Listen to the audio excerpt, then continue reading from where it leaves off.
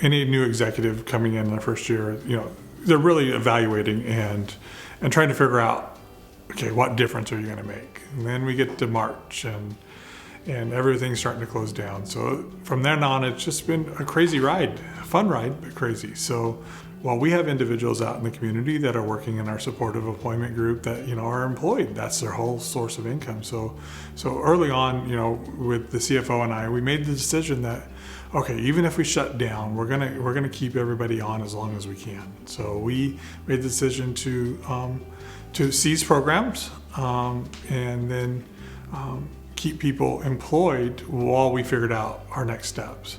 So all of our work programs in the community through supportive employment continue to go out in the community. Our day program, the clients were said stay at home. We started immediately our staff making phone calls, communicating with them, making sure they're okay. Did they have enough food? Because if it was affecting us, it was also going to affect the those families out there that maybe have lost their jobs as well. One of the harder decisions we did have to make was with the recycling, because that is a legacy program that BARC has just, had.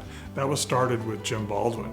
We were actually paying everybody and losing less money to have everybody stay at home. So we made the decision at that point we could not bring the recycling back. That's when we were able to go and partner with the city of Bakersfield to do a pilot program with our recycling center. They were able to make it work while employing our clients to go back to work. So we get out of the recycling business, but the jobs continue for the clients. So not a single individual with the closure of the campus, with closure of recycling, has lost their job. We learned how to do this hybrid model really well. We've learned how to do the community-based 100%. So we're having to move that way in 5 years anyway. 4 to 5 years, the states and the federal government has said, we have to start moving to these models off-site.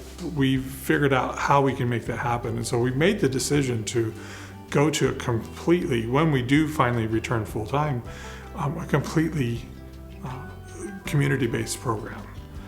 So for our day program, that doesn't mean them coming to our site. That means we pick them up at home and they go do an activity or they go volunteer.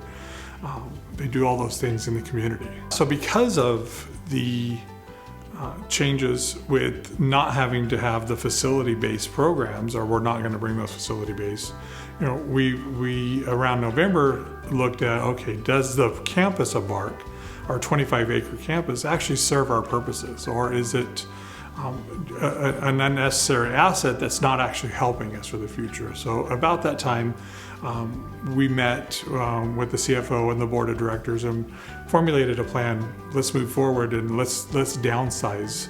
The campus doesn't work for us. So we've started that process. And so if you're hearing now about BARC's closing or the campus is closing, yeah, we're closing the campus because it doesn't serve us. So we're going to be out finding another building that will house all of our staff and a piece of property that would allow us for our vehicles to be home to, so our staff can go pick up those vehicles and take it out in the community, and then serve our clients 100% in the community. So there's no need for this big campus any longer.